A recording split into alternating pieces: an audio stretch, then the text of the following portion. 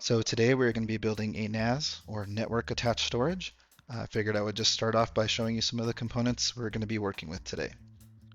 So to start off, my motherboard is an Asus Prime H610i Plus D4. So this is a mini ITX motherboard. It's one I just had laying around.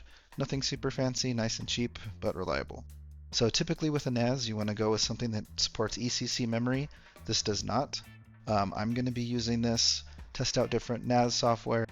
I'm going to be setting up a VPN. So basically what I'm going to be storing some music, some old photos. My son and I are actually learning Davinci Resolve, so I'm going to be saving some projects there. That's also going to be backed up on my computer as well as in the cloud. So I'm not super concerned about losing anything, so this will be just fine for what I'm going to be doing. With this, I have a 32 gig kit of Crucial DDR4 3200. This is CL22 memory.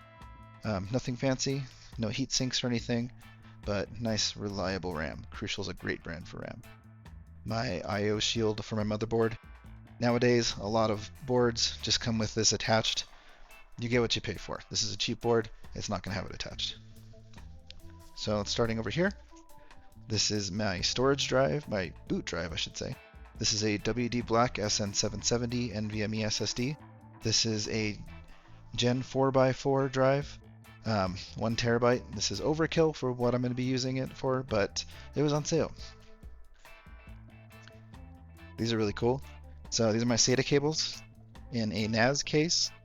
Space is at a premium, so you don't want 4 separate cables taking up all that tiny room in there. So this one is just a bundle, has 4 different cables. These come in really handy. This is a Silverstone Air Slimmer 120mm. This is a slim fan, and the reason I have this is to go on here. This is my CPU cooler. I went with the AXP 120 X67 Black ARGB. This is a cooler by Thermalright. I decided to go with this cooler, had lots of good reviews. It has the clearance that I need to stay in my NAS, but I don't need the RGB cooler, RGB fan on the cooler. This is going to be sitting in a closet. I don't necessarily need my shirts and my pants and pajamas and stuff being lit up multiple different colors, so I went with the Air Slimmer 120. No RGB. From the reviews I read, this is a great fan, so looking forward to using that. Here, my case does come with a 140mm fan. I'm going to be swapping that out for the Silverstone SharkForce 140. Same reason, it's going to be in a closet, not a lot of airflow. So I just want to make sure that I have as much cooling as possible. From the reviews I read online, it's going to be a great cooler, great fan for that. My CPU, I went with the Intel Core i5 12600K. The reason I went with the 12600K versus the 12600 or the 12400, this has 10 cores. Those processors only have 6. So this is going to be 6 performance cores, 4 efficiency cores, and it's going to have 4 extra threads. This was another thing that was on sale, but this is a great little processor. This is my power supply. I went with the Be Quiet SFX L power. So it's SFX form factor, so it's going to be a lot smaller. It'll fit in this case just fine. 600 watt, 80 plus gold. It's also fully modular. So those cases, the cables that I'm not going to be using, I can just pull right out of the case, save me some space. Now this case, I've actually, in the past year or so, discovered Jonesbow, or Johnsbow, however you pronounce that. And I really like these cases. This is the N1 NAS case. So this one, it'll lay down flat. You can also stand it up. I'll show you that later. It can fit 5 drives in it. The whole thing slides out. This is a really nice case. I use this for the Axients that I build at work. Axient is just a enterprise storage solution that we deploy at a lot of our clients. I've also worked with the Johnsbow D41 mesh. I built a gaming computer in that. And then I've also worked with the Johnsbow N2 Black. That's another NAS case that I've used at work as well. Great cases, built solidly, easy to work in. So yeah, there are my components. Let's get started on the build. Gonna need a couple of tools. Got my LTT screwdriver. Gonna need some thermal paste. I went with the Corsair XTM70. And then last but not least, make sure I don't lose those screws. Okay, so first, we're going to start off with the processor. This is a LGA 1700 socket, 12th gen, 13th gen, 14th gen Intels. So I'm going to start off by just opening this guy up. Just going to set this in here nicely. You don't want to bend any of those pins, and that'll be a bad time for you. So the socket itself has some little notches on the top and bottom, so you just want to make sure you line those up. And you can't see it super well in this video, but I'll work on that for future videos. So we're just going to close this, push down here. That little guy is going to come off, and then we're going to latch that down. That takes a lot more pressure than some people feel comfortable with their first time building a computer, but it's fine. All right, next we're going to do our RAM. Make sure these are open. There is a notch here that we want to line up with the notch on our motherboard.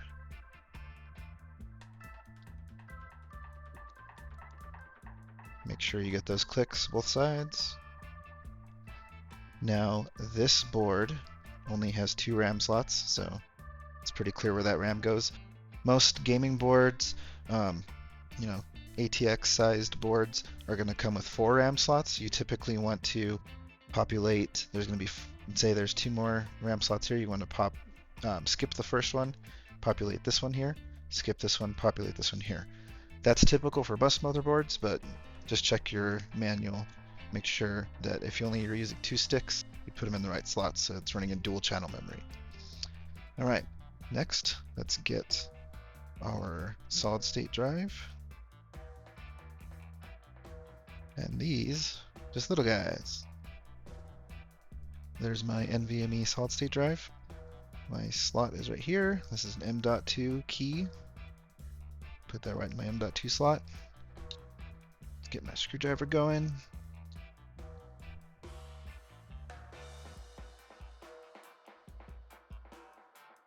I'm just gonna close that there.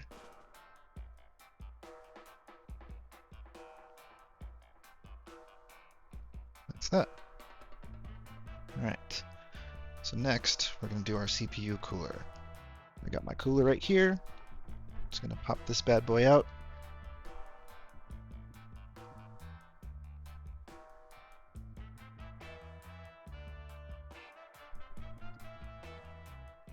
Looks like we got some hardware in here.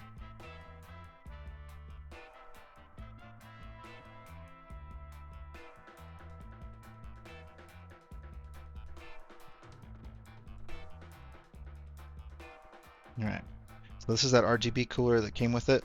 That I'm not going to use, so we'll just set that aside. There's that guy right there. So this is about half the width of a normal case fan or CPU cooler fan. Got some instructions. Always read your instructions. So this is the actual cooler right here. So it's got plenty of fins. A little radiator, it's pretty slim too. There's my cooling plate. So you see it has a 6 radiator tubes coming out of there. So that should give us a decent amount of cooling, a lot better than the stock fan at least. So I'm looking forward to using that. This is the Thermalright CPU thermal paste that came with. I'm not going to use that. I'm sure it's fine, but I like my Corsair stuff. I've also used Noctua thermal paste. That stuff works pretty well too. Alright, let's build this.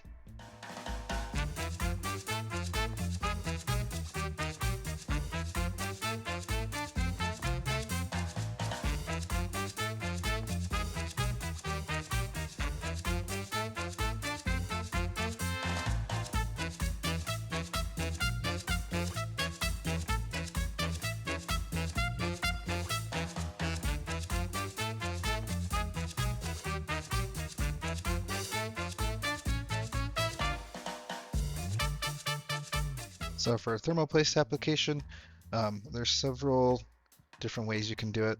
Some people just put a big old blob right in the center. Some people do like an X pattern. I, with these LGA 1700 processors, since they're a little bit taller, not as wide, I tend to just put a good sized dab right in the middle.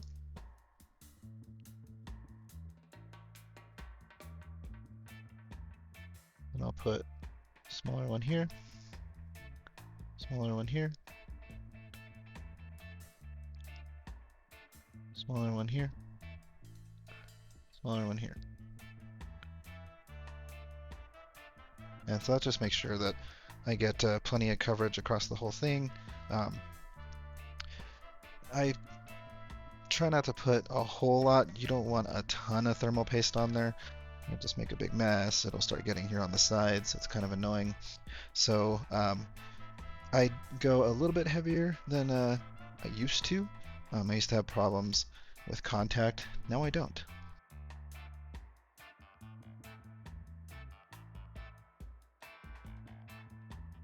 Take this label off. You have no idea how many times I put a CPU cooler on, boot it up, realize my temps are out of whack. It's because that guy's still on there. Get rid of that little jerk. He sucks. We don't want him anywhere near our computer. Alright, so this board, since it doesn't have very high VRM coolers, I can probably get away with clearance this way. So this will just sit right over this. Otherwise, I can flip it around and go this way, and then that'll sit over the RAM. So ITX computers, it's a good idea to have low profile RAM specifically for this reason. You want to make sure that if you do add a chunkier cooler on there, you have the clearance to be able to use it. So we'll look at this. Looks like that VRM cooler and the RAM are the same height. So what I'm going to do, I'm just going to plop this guy down. Make sure it is on there.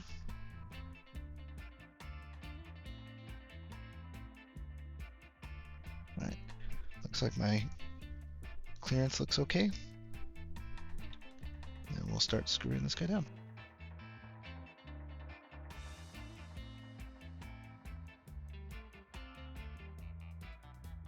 And this guy, for the most part, it's a great screwdriver, really good for building on computers.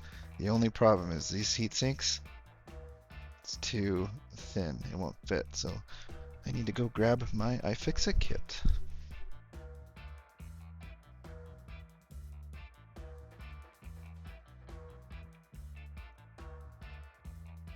And yeah, perfect.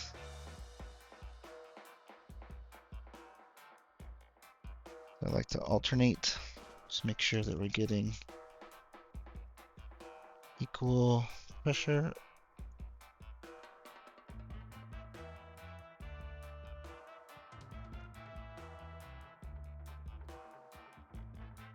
And we'll just keep alternating until that's tightened all the way down. There we go. That is one installed CPU radiator. Next, we're going to go with our fan. So this fan, actually, the cable,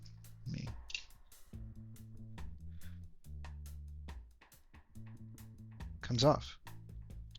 I don't think I've ever seen a detachable computer fan cable before, other than I have the Corsair IQ Link system in my computer, so that does, but never seen one like this. So that's kind of cool. Looks like it has a little splitter at the end. I'm not going to need that, so we'll just take that off. So let's get this fan mounted. All right. Motherboard is done.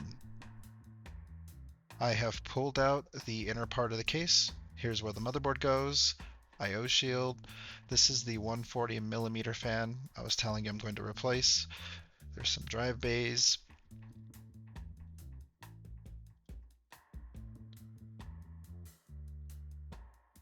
On the back here is where the power supply goes.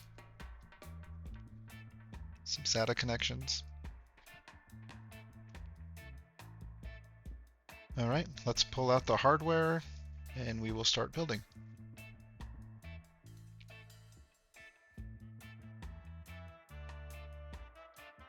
Here is the right angle power supply connector I was telling you about. And here are the legs for the case.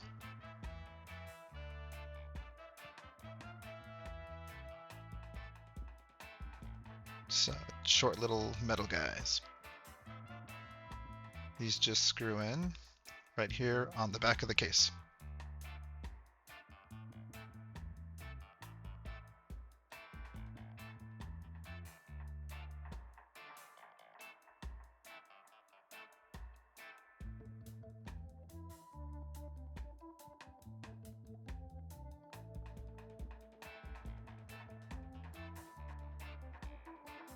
And voila, it stands. Let's go ahead and start removing this 140mm fan.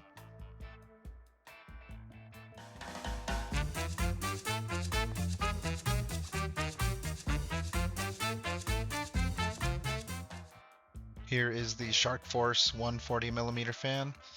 Apparently the design on these blades is called the Shark Force design. It's supposed to help with noise and performance. We'll see how that goes.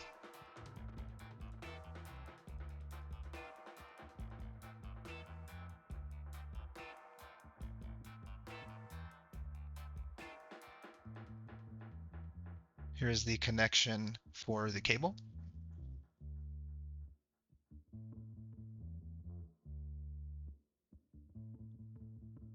That cable is going to run underneath through here into the motherboard area. Let's go ahead and get this on.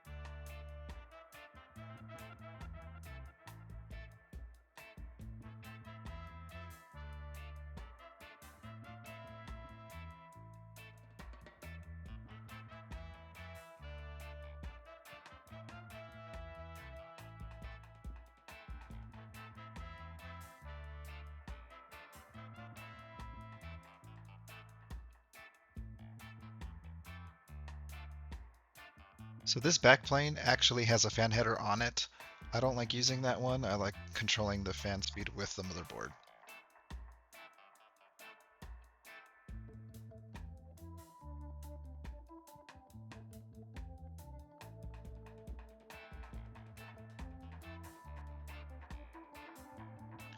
Let's go ahead and grab our motherboard. And this is why clearance is so important. This has a clearance on the cooler of 70mm. This one's about 65, so hopefully it'll fit in here. I might need to take this off. Oops, almost forgot about the I/O shield. Best to put that in now. You have no idea. If you build your entire computer, go to connect your HDMI, USB, whatever it is, and that I/O shield is not in, it's a real pain. You have to remove any AIO cooler you put on, CPU cooler. If it's a smaller one, maybe not. Definitely like CPU power, 24 pin. If you connected that, basically you have to rip out the entire motherboard just to put that I/O shield in. So make sure you catch that.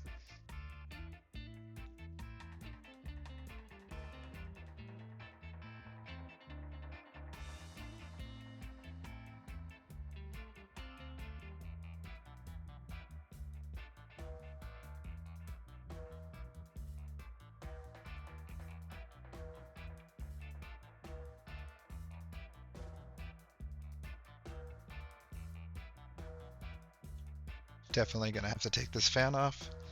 So let's get that out of the way, and it should fit. I forgot to mention earlier that I did connect the cable and I just bundled it with a zip tie.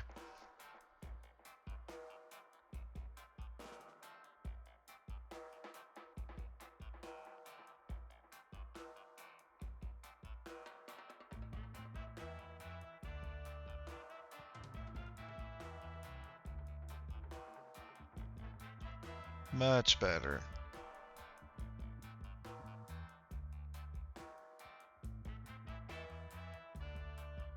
Let's just make sure that we lined up the holes on the motherboard with the standoffs. For a mini ITX motherboard, there are 4 screws. For the larger ATX cases, there's between 8 and 9, depending on if your case has a standoff in the middle of the motherboard that kind of holds it in place, makes it a little easier to line up the rest of the holes. So this is my first video of like computer build, that kind of stuff. This is mostly just a test so I can use Davinci Resolve to edit some videos. My son has a YouTube channel, like I mentioned earlier, and he's been using an iPad, which, I mean, if it was a newer iPad, it would probably be fine, but it's really old. And some of his videos, while very creative, he spends a lot of time figuring out video ideas, a script. The video quality isn't the best, so gonna be learning DaVinci Resolve, see if we can figure out a way to really up his video quality game. Like I said, videos themselves are great. I love them. I enjoy them. We just need to get that quality up a little bit.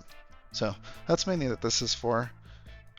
If I make more videos in the future, I mean, obviously I'm going to be learning from this. So don't judge me now. If you want to watch a professional builder or a professional presenter or something, go watch Jay's 2 Cents, Linus Sebastian from Linus Linus Tech Tips, or Steve from Gamers Nexus. Those are kind of the 3 that really got me into building computers.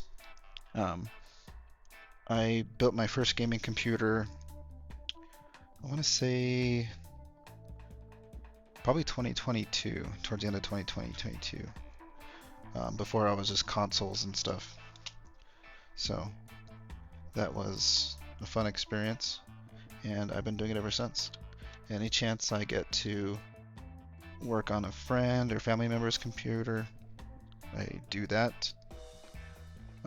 My computer is way overkill. I do enjoy playing games, but yeah, it's just something that I got really passionate about, and yeah, it's kind of my backstory there.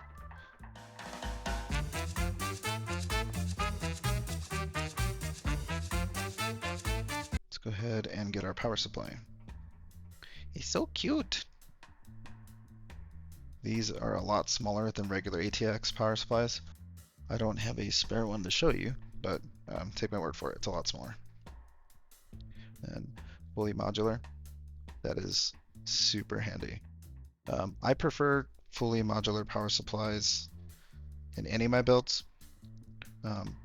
Obviously they're going to be a little bit more expensive, but just being able to save that room is a game changer. Alright, so this guy, make sure I do my peel. You don't have to, but if you don't do a peel, if you don't peel your peel, you're wrong, and I hope you go to jail. So this guy is going to go right here. Since I do have the perforated sides, I'm going to put the fan sticking out, so that way it draws in fresh air. It did come with this little adapter, but it doesn't look like I'm going to need it. Looks like this is for full ATX builds. Okay, before I install that, let's get our cables connected. Some cases that are really tight, it's a really good idea to do your cables first. Had a little problem there with my camera. It just froze for some reason. Gonna have to figure that out. Anyway, back to the build. Putting in my 24 pin. Next, I will do my Molex. This will plug in right here.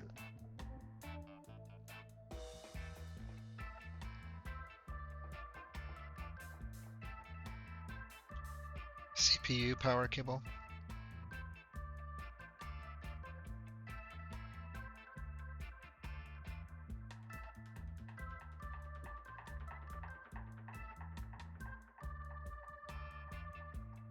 Now let's get this installed.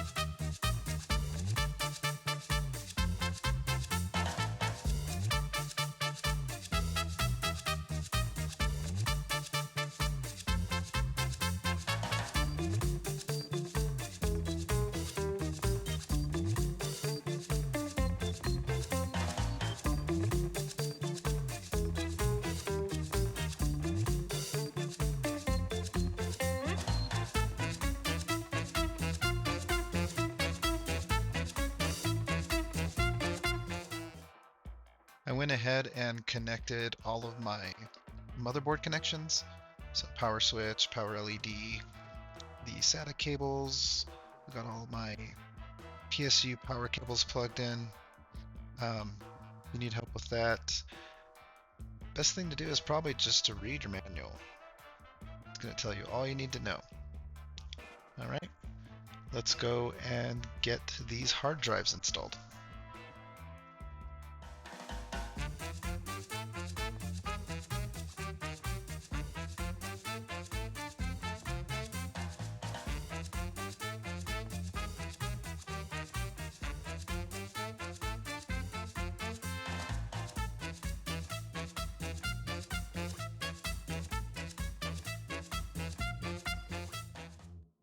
Mission accomplished on those hard drives. All right, let's just make sure this posts.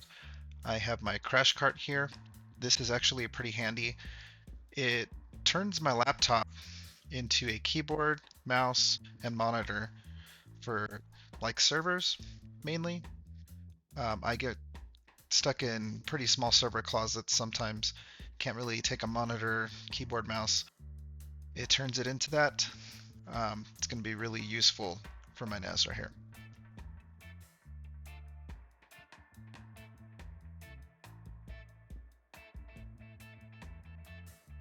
And it posted. Looks like it is detecting all of my drives here. So we are good to go. All right, now that it's posted, I'm going to give you a quick little tour. Got the motherboard, CPU, cooler, got my hard drives in here. Front fan, front I/O, drives, power supply.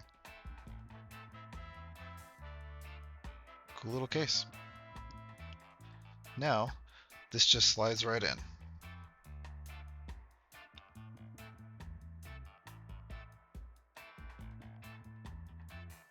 Thumb screw.